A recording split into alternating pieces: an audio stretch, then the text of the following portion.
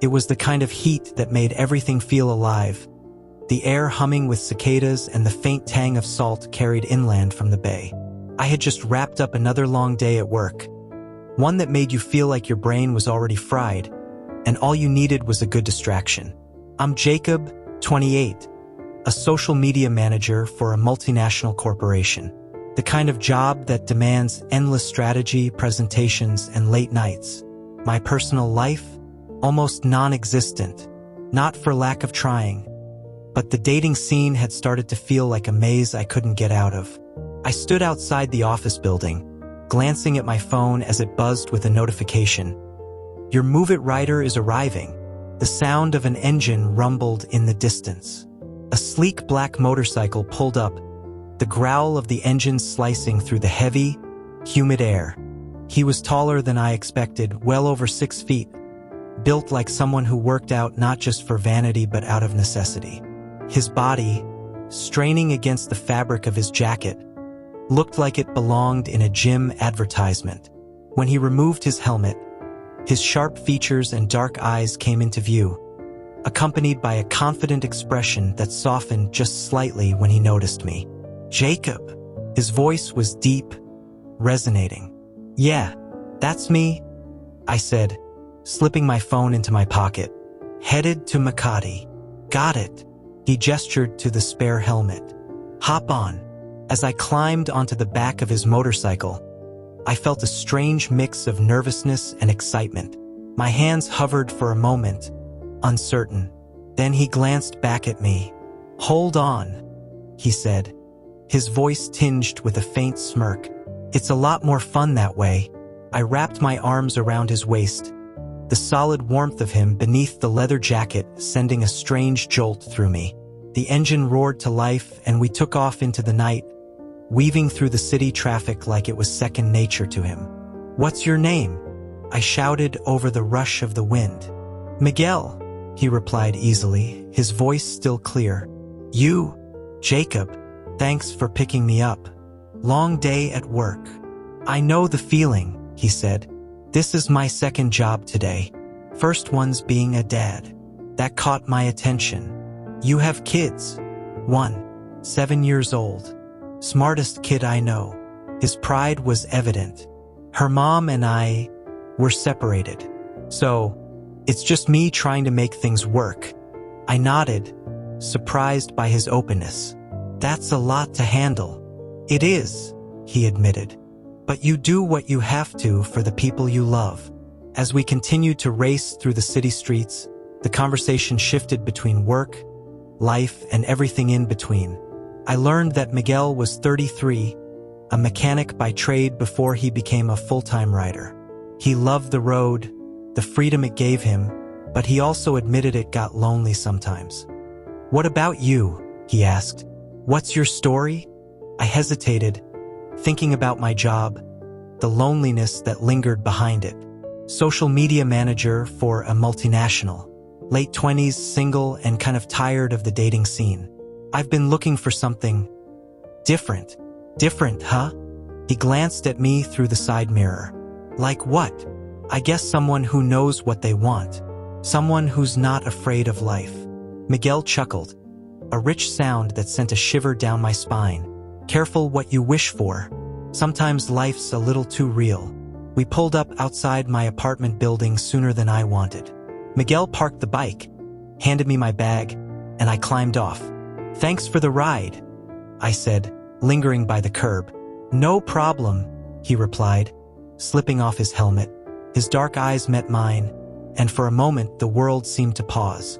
You're different, I blurted out, surprised by my own words. In a good way. He smiled, a soft, almost shy curve to his lips. Maybe we're both looking for something different. The air between us felt charged, like something unsaid was hovering just out of reach. Before I could say anything more, his phone buzzed. That's my next passenger, he said, glancing at the screen. I should go, right? Of course, I replied, trying to hide the disappointment in my voice. He mounted the bike and looked back at me. Take care, Jacob. You too, Miguel. As he sped off into the night, I stood there, watching until the taillights disappeared around the corner. Something inside me stirred, an ache that was both restless and alive. I barely knew him, but Miguel had done something to me. Something that made me want to take the risk and find out what else he could teach me about life. The following week, I found myself in a similar situation. Late at the office, the rain threatening to fall any second, and my phone buzzing with the familiar notification. Your Move It rider is arriving. I checked the app, and a flicker of anticipation sparked in my chest when I saw the name, Miguel. The rain began to drizzle as he pulled up, water beating on his black motorcycle and the leather of his jacket. His helmet visor tilted up, and there was a faint smile as our eyes met. "Looks like I'm your go-to guy," he said. His voice warmed despite the weather. "Guess so," I replied, unable to hide my own grin. "I'm headed to Ortega's this time. Think you can manage?" "Hop on," he said, patting the seat behind him. "We'll beat the rain if we're lucky." But luck wasn't on our side. By the time we hit the highway, the drizzle had turned into a downpour. The rain lashed against us, and visibility dropped to almost nothing. Miguel slowed down, navigating carefully before pulling off at a nearby exit. "We're stopping here," he said over his shoulder. "My place is close. You'll dry off there." I hesitated but nodded, trusting him instinctively. A few turns later, we arrived at a small but cozy apartment complex. He parked the bike and ushered me inside, the warmth of his home a sharp contrast to the cold rain outside. "Sit down," he said, handing me a towel. "I'll grab you something dry to wear." The space was simple but well kept, with little touches that spoke of his life. A framed drawing from his daughter, a stack of motorcycle magazines, and a few photos of him and his child. When he returned, he held out a dry shirt and a pair of sweatpants. "These might be a little big on you," he said with a small smile, "but they'll do." The rain outside pounded against the windows, a relentless curtain of water that made the world beyond Miguel's apartment seem distant and unreachable. I stood awkwardly near the door, my clothes damp and clinging uncomfortably to my skin. Miguel disappeared into his room and re-emerged with a towel and a dry shirt. "Here," he said, handing them to me. "Bathroom's down the hall if you want to change." "Thanks," I said, taking the clothes and making my way to the bathroom. The shirt was soft and smelled faintly of him, a mix of fabric softener and something distinctly masculine. When I came out, Miguel was in the living room, pulling his shirt over his head to change into a dry one. My breath caught as I took in his physique. His broad chest and sculpted abs glistened faintly with residual rainwater, and the muscles in his arms flexed with every movement. I tried to look away, but my eyes lingered a moment too long. Miguel glanced up and caught me staring. A sly grin spread across his face. "You okay there? Or should I grab you a bib for all that drooling?" I felt my cheeks heat up, a mix of embarrassment and amusement bubbling up. "Just appreciating the view," I said with a smirk, trying to play it cool. "Can you blame me?" He chuckled, shaking his head as he pulled the dry shirt down over his torso. "Flattery'll get you nowhere," he teased, though the faint flush on his face betrayed him. A few minutes later, Miguel busied himself in the kitchen, brewing coffee. I wandered into the small living room, taking in the cozy simplicity of his apartment. It was a mix of practicality and warmth, with little touches that hinted at his life with his daughter. A framed drawing on the wall, a toy car on a shelf. "Coffee's almost ready," Miguel called out from the kitchen. "Great," I replied, pulling off my damp socks and setting them by the door.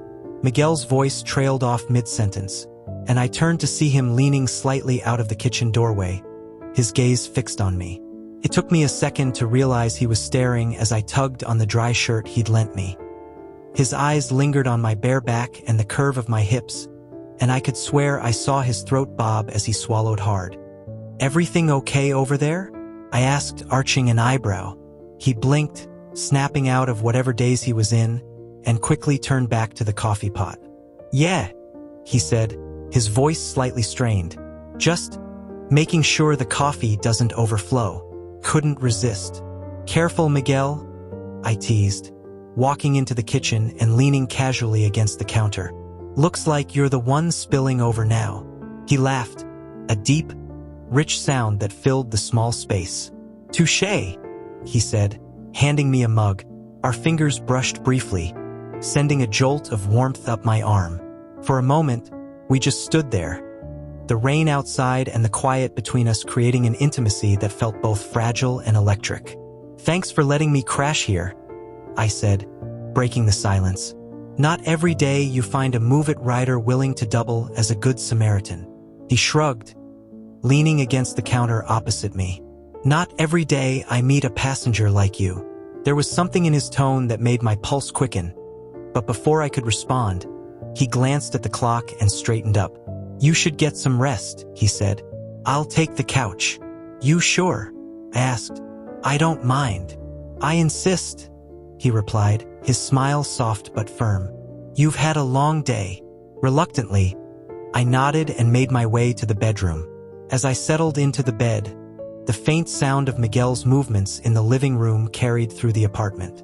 I found myself smiling, unable to shake the memory of his teasing grin or the way his eyes had lingered on me.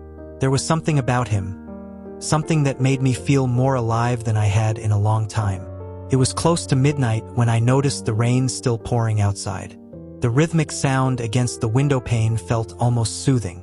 I glanced to the other side of the bed, where Miguel lay curled up, hugging his pillow. The comforter had shifted to my side, leaving him partially exposed. As I crawled over to adjust it, I couldn't help but notice he was only wearing his underwear. My eyes lingered, tracing the contours of his body. A sharp intake of breath escaped me when I realized he was hard. I froze, unable to look away. My gaze traveled from his toned chest to his handsome face, the little light outside highlighting his features. Heat coursed through my body, and my hands trembled slightly with an urge I couldn't suppress. He stirred, his sleepy eyes opening just enough to notice me. "Are you okay?" he asked, his voice soft and husky. "Yes," I managed to reply, my voice cracking. "Just checking if the rain stopped." "Miguel," I whispered hesitantly. "Yes, Jacob?" His voice carried the faintest trace of curiosity as he blinked sleepily at me. Do you always sleep like this?" My eyes darted to his body, betraying my question's intent. A playful smirk appeared on his lips. "Yeah, sorry if it makes you uncomfortable. I can put on boxers if you want." "No," I blurted out far too quickly. "I mean, it's fine. I was just curious." My face burned with embarrassment. He chuckled softly. "Are you cold? Come closer if you want. You're shivering a little." "A bit," I admitted, not mentioning that the heat flooding through me had nothing to do with the room's temperature. He opened his arms slightly, the gesture inviting. "Here, slide in. The comforter's not big enough for two, so you might as well." I hesitated, but the pull was irresistible. I draped the comforter over him and moved closer, resting my head tentatively against his chest. He smelled incredible, a mix of warmth and something uniquely him. His arm wrapped around me, holding me securely. "Comfortable now?" he asked softly. "Super," I replied, my voice barely above a whisper. My heart pounded, my skin flushed with heat I couldn't contain. Moments passed, and then he shifted, turning to face me. His strong arms encircled me as he pulled me tighter against him. My face pressed against his chest, and I could hear the rapid thud of his heartbeat. "Are you okay?" I asked, looking up at him. "Your heart is racing." He smiled down at me, his hand brushing gently across my cheek. "I'm fine," he murmured, his gaze lingering on mine. The intensity in his eyes sent shivers down my spine. Without thinking, I touched his chest, letting my fingers trail over his warm skin. His breath hitched as I leaned closer, our faces only inches apart. I could feel his breath on my lips. Before I could second-guess myself, I kissed him softly. He froze for a moment before his hands cupped my face, pulling me deeper into the kiss. It was passionate, unrestrained, like he'd been holding back for too long.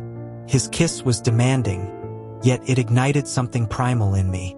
I surrendered completely, matching his intensity, losing myself in the moment. I slowly slid my hands down to his chest and down to his belly button, and finally to his manhood. I can feel his hard manhood. Cannot resist. He looked at me in the eye and smiled a little as I slowly take his manhood out. He let me do what I want to do. He just guide me to what he wants. I did what I needed to do. The entire bedroom as filled with his moan. He hold my head as I slide my tongue up and down. He asked me to go deeper, and I did while looking at him, enjoying every moment of it. I crawl back up to him and kiss him with passion. His hand slowly runs to my whole body and to my curves. He then touched my back, slowly squeezing it wildly. My hands holding his face while still kissing him. I looked at him while I slid my one hand into his manhood. I whispered, "I want to ride you now, sir." "Yes, if that is what you want." He responded back with excitement in his face. I slowly slid it in, and I can see his face enjoying every moment of it. He holds my curves while guiding it up and down.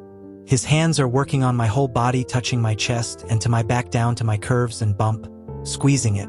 I let him inside. I don't want to end this night. I keep on staring at him while I continue until I moan gets louder and louder and his face like devouring every inch of me. In a moment, I can feel his excitement and joy released inside the room. I allow it. I let him.